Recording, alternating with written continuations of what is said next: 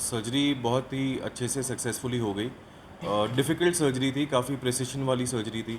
तो सिर्फ मैंने नहीं, मेरे साथ डॉक्टर मोहित गर्ग भी थे। मेरा नाम डॉक्टर चिंतन देसाई है, मेरे साथ डॉक्टर मोहित गर्ग थे। हम दोनों ने मिल के ये सर्जरी की है, जहाँ तालमेल था।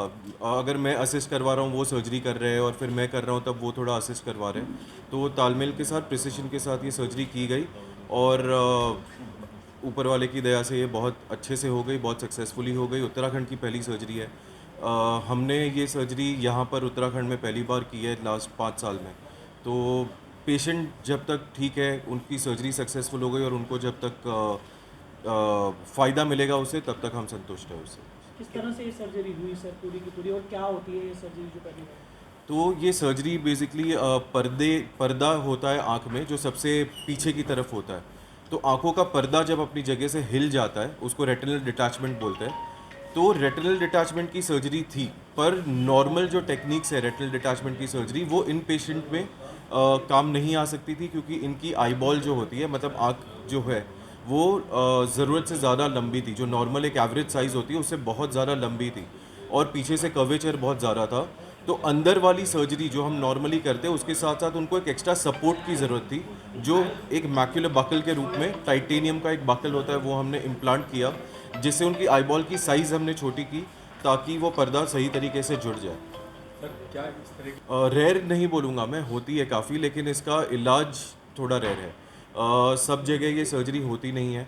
बहुत गिने चुने इंडिया के सेंटर्स हैं, देश के सेंटर्स हैं, जहाँ पे ये सर्जरी की जाती है। और उत्तराखंड में आज तक मेरे ख्याल से जिन भी मरीज़ों को ये प्रॉब्लम हुआ है, उनको या तो एम्स दिल्ली या फिर कोई बड़ी हॉस्पिटल में जाके ये सर्जरी करवानी पड़ी है, वो भी बहुत वेटिंग टाइम के बाद। तो हम खुश हैं कि हम इस राज्य में ये सर्विसेज ला पाए, कि हम ये सर्जरी के लिए अभी यहाँ के पेशेंट को कहीं जाना नहीं पड़ेगा। और जो भी जितने भी पेशेंट हैं जिनकी इसकी ज़रूरत है, ऑल्दो वो नंबर बहुत ज़्यादा नहीं है, पर अगर साल में 5 पेशेंट भी है जिनको ज़रूरत है, जिनको कहीं और जाना पड़ रहा है, तो उनकी अगर हम मदद कर सके, तो इससे हमें बहुत खुशी मिलेगी। कॉम्प्लिकेटेड तो बहुत है, क्योंकि टेक्निक, एक चीज़ ऑब्वियस है ना, जो टेक्निक रेयर है, जो रेगुलरली की नहीं जाती, वो कॉम्प्लिकेटेड ज़्यादा हो जाती है। तो पहला रीज़न तो वही है। दूसरा, एक इंसान द्वारा की जा सके वैसी सर्जरी नहीं है, 2 लोगों का सहयोग लगता है उसमें करने के लिए। तो टेक्निकली बहुत चैलेंजिंग है, टाइम बहुत ज़्यादा लगता है, 2.5 घंटा लग गया ये सर्जरी को पूरी तरीके से कंप्लीट करने में।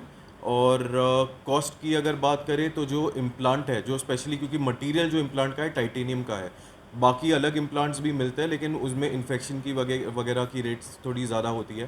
तो ये जो टाइटेनियम इम्प्लांट है, इन इटसेल्फ बहुत महंगा इम्प्लांट होता है, क्योंकि बना टाइटेनियम का है। तो ऑन एन एवरेज ये सर्जरी कोई भी एक प्राइवेट सेटअप में आप देख लो, तो 1 से 1.5 लाख के आसपास तो कॉस्ट करेगी ही करेगी। ठीक है।